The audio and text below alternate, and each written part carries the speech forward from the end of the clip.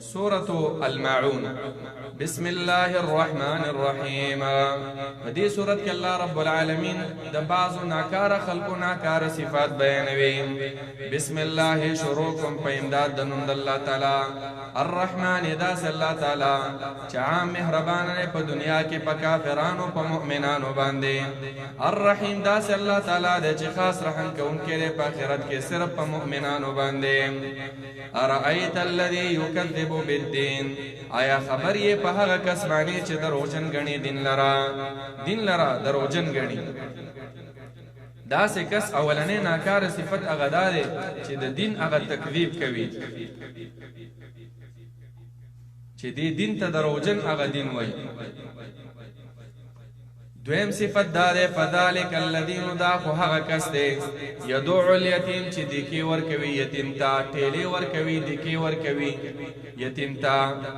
یتیم ته دیکې ورکول د یتیم حق خوړل، د یتیم د حق دفاع نه کول، یتیم ته ردې بدې ویل، یتیم ته کنځلې کول، دا به د جاهلیت والاو داسې کول، ظلمونه به کول، د یتیم میراث خوړل، د یتیم مال خوړل.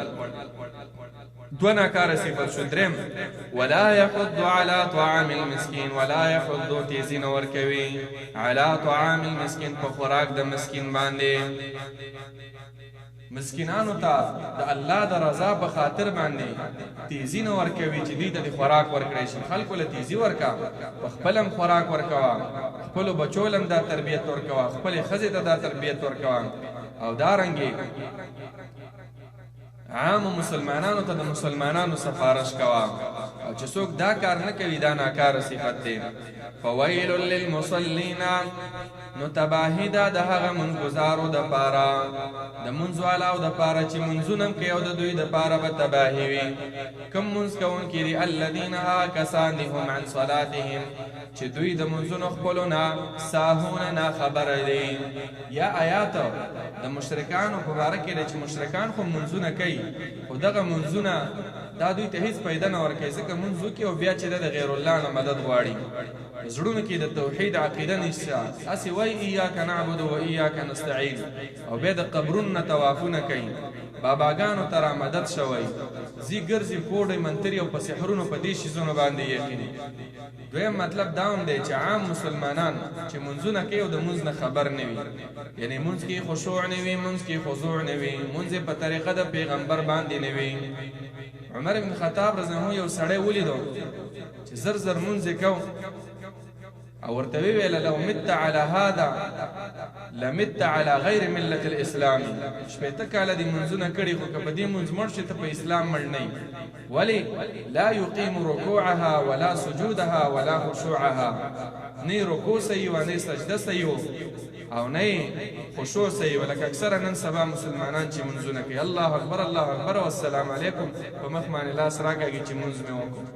نه عزیزانو، منځ د الله سره خبرې دي، د الله سره مناجات دی، د دې په مطلب به ځان پوهې، د دې ترجمه زده کول پکار دي چې الحمدلله رب العالمین د دې څه مطلب دی؟ سبحان ربی الاعلی زه ویما، سبحان ربی العظیم ویما، التحیة لله ویما. د دې منځ مقصد څه شی دی؟ منځ مقصد هم دا دی چې ته پې د ګناهونو نه، ته پې د منکراتو نه منع شي. ان الصلاة تنهى عن الفحشاء والمنکر.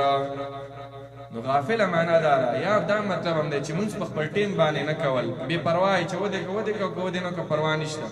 ودی په 9 بجې راپاڅېږي څه کې ټک ټک وکړي ما مونځ وکړو، دا ټول په دې کې شامل دي. د ټولو خلکو لپاره دا عذابونه دي. الذین، ها کسان دي هم یراؤون چې دوی ځان ښودنه کوي په خپلو عملونو کې، که مونځ کوي که نور نیک اعمال کوي صرف د ریا دپاره کوي، دا خلک هم تباه دي. ویمنعون الماعون، او منع کوي د فایدې څیزه لره، منع کوي معمولي الماعون هغه شي ته ویل کېږي چې قلیل الفایده، چې لږه فایده هم پکې وي، هغه هم د خلکو نه منع کوي. علماو لیکلي دي لکه ګاونډي د بیلچې پکار شو، کولنګ یې پکار شو، یو دشکې پکار شو، یو دیګ یې پکار شو، سمسۍ پکار شو، مالګې پکار شو، ته ورته چې نشته. بعضې کنجوس خلک داسې وي، نو ډېر بې خیره خلک دي، نو دا ټولو ته شامل دی. بې خیري به نه کې، خیر والا انسان جوړېږه.